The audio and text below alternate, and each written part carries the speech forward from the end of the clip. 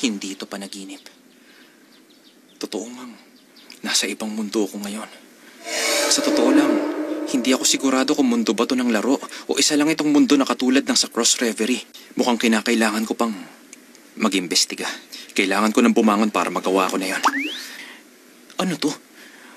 Ano tong nahawakan ko?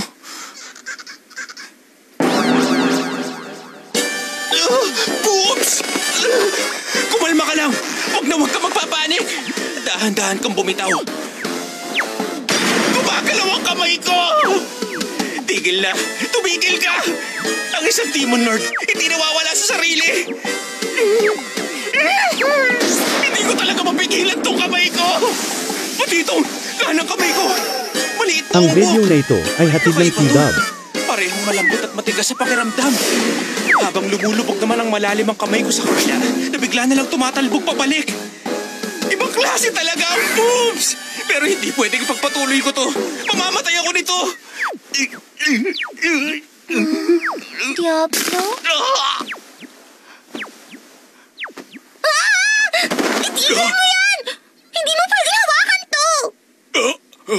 Hindi mo pwedeng gawin ng bagay na yan dahil hindi naman ako ang pinili mo para maging master mo, okay? Papayag siyang gawin ko yun kung siyang pinili kong maging master. Ano bang nangyayari? Bakit ang ingay? Lagot na. Ako ang Demon Lord. Kailangan ko ipakita ulit na Demon Lord ako. Rem, hindi mo kailangan mahiya. Walang problema sa akin kung maliit lang yan.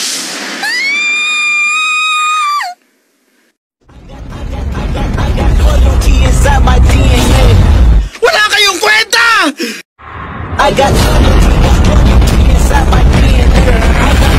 Wala nang saysay kung magpapangyayaman.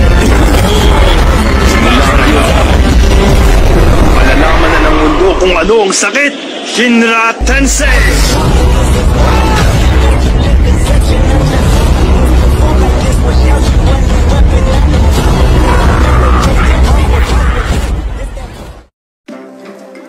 Rem, galit ka pa ba dahil sa nangyari kanina? Wala kong dapat ikagalit. Kaya naman wag na lang natin yung pag-usapan. Halata namang galit ka pa rin.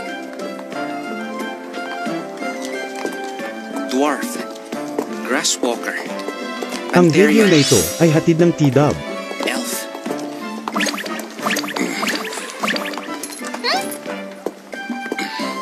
at Demon. Sa pagkakaalam ko, mas marami ang mga human sa larong to. Bakit wala akong makitang mga human sa banda rito? Hindi kasi naglalagi rito ang mga human. May diskriminasyon sa mga tao at demi-humans dito. Yung lalaki kahapon, mukhang mainit din ang dugo niya sa mga demi-human. Nagulat ako sa ginawa niya. Nagpakawala pa siya ng level 30 na summon. Sa level ba ng isang nilalang nakabatay ang lakas ng bawat individual dito? Level. Wala pa kasi akong ganun ngayon eh. Ako naman, level 40 na summoner na ako ngayon. Yung Adventurers Guild na pupuntahan natin, may kakayahan silang malaman ng level ng bawat individual. Oo. Naalala ko na! Wala pa akong level kasi hindi pa ako nakapagpalista bilang adventurer. Sigurado ako nasa level 40 o 50 na ako ngayon. Sa palagay ko, nasa bandang level 10 ka pa lang. Mas mababa pa sa normal na human. Hindi totoo yan, no? Totoo yun. Hindi nga! Totoo nga! Hindi nga sa Ang alam ko, nasa level 60 ang kadalasang average level. Ibig sabihin, mas mababa ang average level sa mundong to. Pwede na tayong tumanggap ng misyon kapag nagpalista na tayo bilang adventurer. Pagkatapos nito, kailangan nyo nang kumita ng sarili nyong pera. Sinong niloloko mo dyan, ha? Nagbibiro ka ba? Kalokohan yun, hangal ka!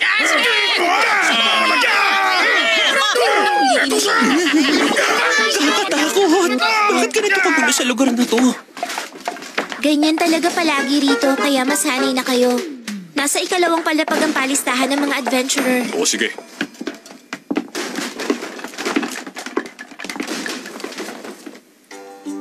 Ako si Shera L. Greenwood. Lugar ng kapanganakan? Hindi ko mabasa. Ayoko kasi ng mga ganitong gawain. Ikaw ang gumawa nito para sa akin. Talaga? Oo. Ayos yun! Pakiramdam ko tuloy ako ng master mo. Ngayon naman po, Kailangan, pirmahan niyo to gamit ang dugo niyo. Dugo ko? Konti lang naman ang kailangan dyan. Ayokong masugatan. Paano ka magiging adventurer niyan kung susuko ka na sa ganyang bagay pa lang? Wala to. Parang kagat ng langgam lang. Lalag ng hiwa! Ito naman. Ano naman yan? Salamin na magsasabi ng lakas ng mahika mo. Wala naman akong kahit anong makita. Ilagay mo ang kamay mo sa salamin at magpasa ka Ang ng video na enerhiya ito mo. ay hatid ng T-Dub. Ganito ba? Wow, ang galing! Ganyan nga! Tingnan natin. Nakikita ko ng malinaw mula sa pilik mata mo hanggang sa dibdib mo. Kaya naman, ang level mo... Ano? Level 30. 30 lang? Mas mataas sa akin si Rem. Napakawalang muwang mo talaga. Paano mo naisip na mas mataas ka sa akin? Maghintay ka lang. Malalampasan ko rin yung level mo. Tinadhana ka. Masyadong mataas ang tingin nila sa level 30. Sa mundong to na sobrang baba ng average. Okay. Yung susunod naman po dito na. Sige. Kaya ko rin gawin nga yun eh. Paano ko ipapasa yung kapangyarihan ko sa salamin na to?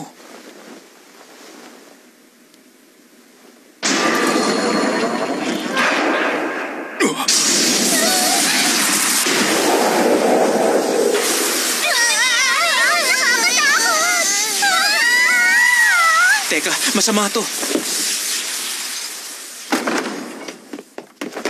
Kaninong enerhiya yung naramdaman ko? Guildmaster! Guildmaster? Guildmaster siya? Ako nga pala ang Guildmaster ng Adventurers Guild ng Faltra. Ako si Sylvie. Kayo ng grupo mo. Sumama kayo sa akin. Ito ang unang pagkakataon na nangyari yun sa salamin namin. Ang totoo, hindi ko kayo pwedeng tanggapin dito sa guild namin. Huh? Ba't hindi nyo kami matatanggap? Hindi ako maaaring magkamali dito. Masyadong mataas ang level mo. Di namin alam kung gaano to kataas sa totoo lang. At hindi na rin yung sakop ng kaalaman namin. Kaya naman kahit natanggapin namin kayo rito, hindi rin namin alam kung anong mission ba ang pwedeng ibigay sa inyo. Ibig sabihin, bawal ako magpalista bilang adventurer. Wala namang problema kung mas malakas ang sasali sa amin. Pero mas mahina ako kumpara sa'yo. Papayag ka bang utusan kita kahit mas mahina ako sa'yo? Wala akong pakialam sa ganung bagay. Ang mahalaga, makakuha ako ng reward. Sobrang nakakatuwa ka naman. Naiintindihan ko. Masaya akong makilala ka. Diablo.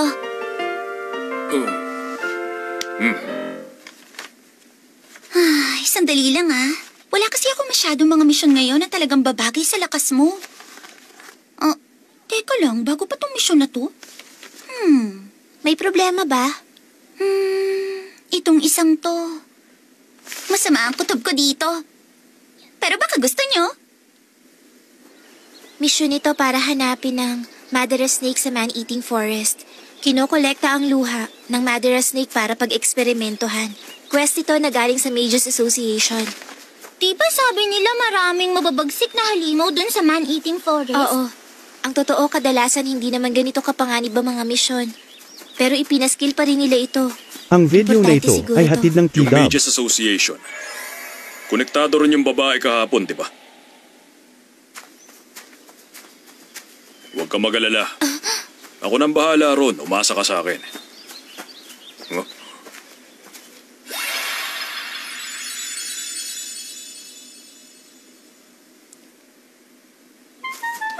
Oo nga pala. Malamang malayo pang lugar na yon. Mas mapapabilis kung magte-teleport tayo. May alam ba kayong portal sa kung saan sa gubat? Anong portal? Tsaka ano naman yung teleport na yun? Magic yon na makakapagdala sa'yo sa huling lugar mong pinuntahan.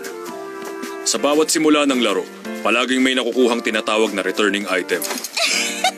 Kung meron talaga nun, gagamitin na ng lahat yun. Ikaw lang yata ang elf na may malaking dibdib na walang kwentang mag-isip. Ang sama mo! May utak naman ako. Yun din ang pinagkaiba nito sa nilalaro kong game. Akala Bali na nga. mo magsalita. Kailangan ko pa bang maglakad? Akala mo kung sino ka na. 5 oras kaming naglakad. Hindi ko na nagugustuhan to. Nasaan na kaya yung mga Madara Snake na yun? 20 metro ang haba nila at kadalasan sa tubig sila nakatira. Umaatake na lang sila kapag malapit na ang pagkain nila. Bakit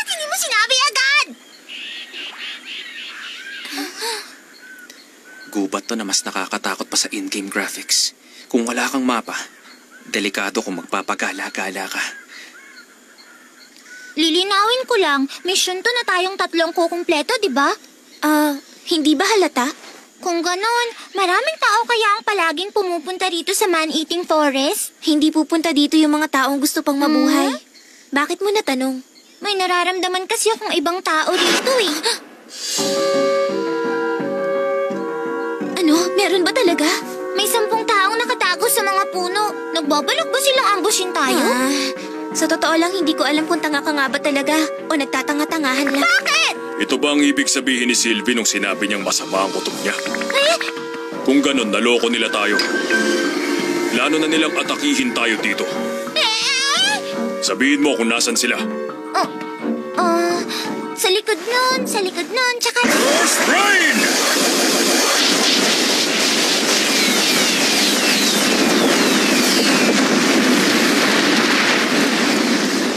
Nakita niyo na?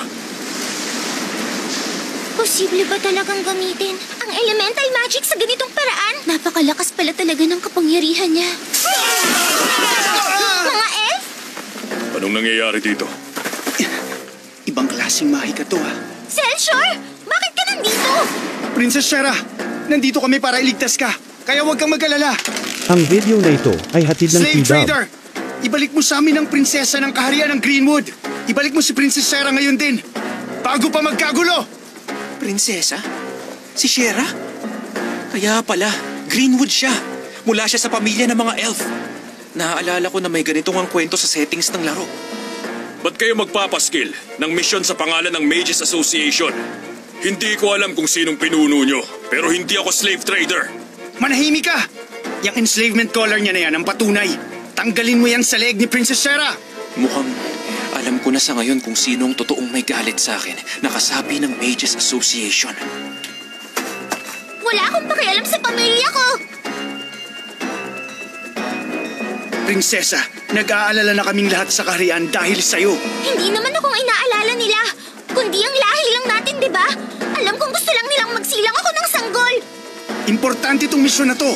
Hindi ko magawa ang gusto ko. Pilit akong pinapakasal sa hindi ko gusto. Hindi yun makatarungan. Hindi na ako babalik pa sa kaharian ng Greenwood. Gusto ko matutong tumayo sa sarili kong mga paa. Pero alipin ka niya ngayon, di ba, Prinsesa? Hindi totoo yan. Hindi ako alipin ng kahit na sino. Ako si Shera at malaya ako. Mukhang may nangyaring komplikado sa'yo. Pero alam kong hindi mo pa rin kakayaning mabuhay ng mag-isa. Wala kaming magagawa kundi gumamit ng dahas kung kinakailangan. Tama ang ginawa mo. Hindi ko akalaing maririnig ko yun mula sa'yo. May lakas ka ng loob na iwan ang kaharian niyo at mamuhay na mag-isa. Kaya naman hanga ako sa'yo sa bagay na yon. Rem, Wala na tayong magagawa. Kayong lahat. Mga hunghang kayo! Ano? Alam nyo, 3 pagkakamali ang nagawa nyo. Una, mali ang sinasabi nyong slave trader ako, sorcerer ako. Pangalawa, kayang buhayin ni Shera ang sarili niya. Ako na mismo ang nagsasabi sa inyo ng bagay na yon. Diablo! At ang pangatlong pagkakamali ninyo, hindi nyo na dapat ako sinusubukang kalabanin! Atake na! Mas malakas na pag-atake ang inaasahan ko sa inyo. Pero mukha namang mga normal na palasutong nabibili sa equipment shops. Kaya naman, walang kakwenta-kwenta yung mga banat palasunyong yan. Ano bang mga madalas nyong kinakalaban? Ano? Niloloko mo ba kami? Tinatanong ko kayo, hindi ba kayo kumakalaban ng mga demon o halimaw? Siyempre kumakalabang kami nun. Ngayon alam ko na kung bakit mababa ang average ng level sa larong to. Halimaw ka!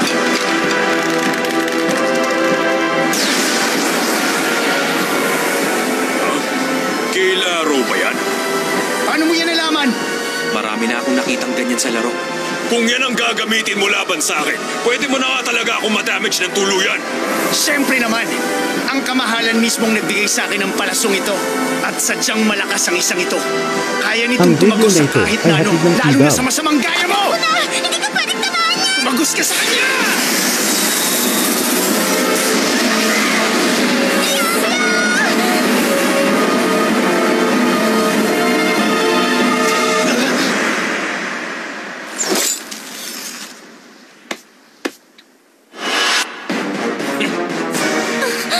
Diablo! Anong klaseng nilalang ka? Tandaan yung pangalan ko kasama ng nararamdaman yung takot. Ako si Lord Diablo. Ang Demon Lord mula sa ibang mundo. Frisia!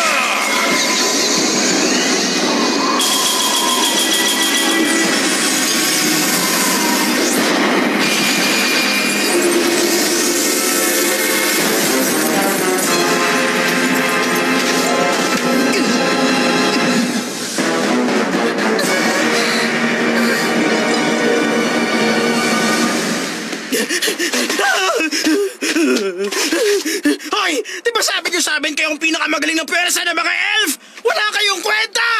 Hoy! Commoner, sabi na nga ba't ikaw ang may pakana nito? Tama, di ba? Hindi. Ano lang ako. Sinabihan ko lang silang lahat na pupunta dito ngayon ng prinsesa nila. Pero sabi nila, slave trader ako at yun ang pinipilit nila. Hindi lang nila yun naiintindihan. Dahil mahina ang utak ng mga demi-human. Huwag mo nang susubukang guluhin na kulit. Hindi ako magdadalawang isip na paslangin ka. Ano kayang sasabihin ni Celes? Sa oras na malaman niya na ginamit mo ang pangalan ng Mages Association para linlangin kami. Wala naman akong ginawang masama.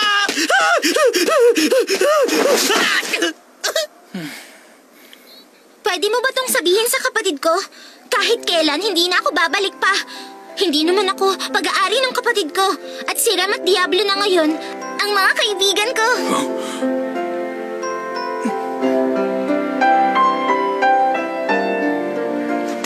Tara, bumalik na tayo. Nagugutom na ako eh. Ay, totoo ba?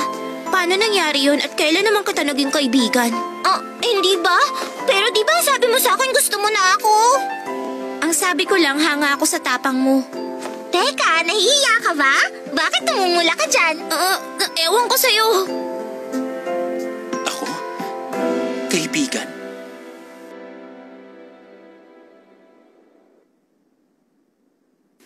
Ang video na ito tagal ay naman hatid ni ng Rem. T-Dub. Oo nga. Ibinalita niya na ngayon kay Celis ang nangyaring yon. Kaya malamang pabalik na rin siya. Oo. Hindi ko kayang mag-isa dito kasamang babaeng to. Oo nga pala. Sobrang lakas ng kapangyarihan mo kanina. Ngayon lang ako nakakita ng ganong kalakas. May napansin nga pala ako tungkol sa mga level. Oo?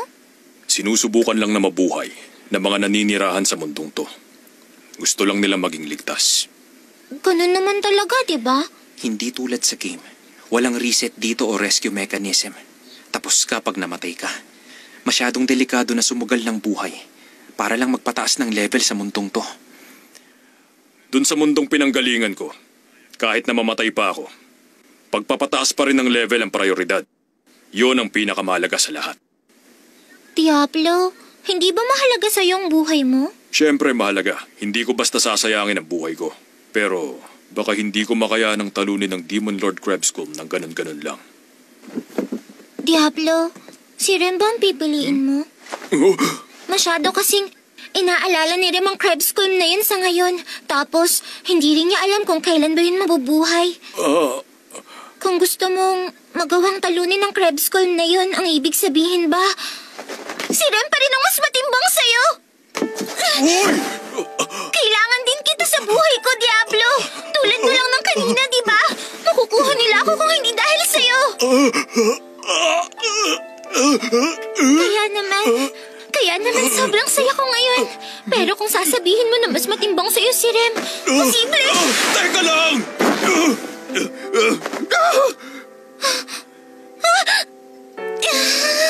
Teka, hindi pwede! Makinig ka sa akin! Isa akong Demon Lord. Kailanman hindi ko kailangan ng mga makakasama sa buhay. Kaya hindi totoong mas matimbang sa akin si Rem. Talaga? Oo naman. Huwag mong isipin na gagawin ng Demon Lord ang kahit anong gustuhin mo. Saka, dahil nga sa Demon Lord ako. Hindi na ako komportable sa ginagawa mo. Itigil mo na yan. Hindi komportable? Tama na! Nahihirapan na talaga ako! Sorry. Bakit? Masakit na ba? Hindi naman. Umamin ka. Talaga bang mahilig ka sa boobs, Diablo? Lagi ka kasing nakatingin dyan. Naku, nahuli niya ako. Mas malaki yung sa akin kesa kay Rem, di ba? Tama naman siya. Saka, itong nakaumpok na to, halos gustong ko mawala sa malambot na bagay na to.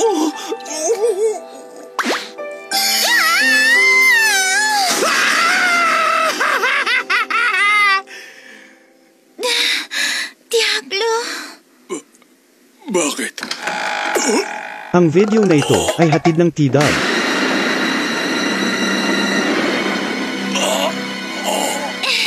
Si Rem pala. Alam ko namang maliit lang tong sa akin. I command you release them both. I have enough power to defeat any demon lord right now. You won't get away with this, demon trash! I will save our world!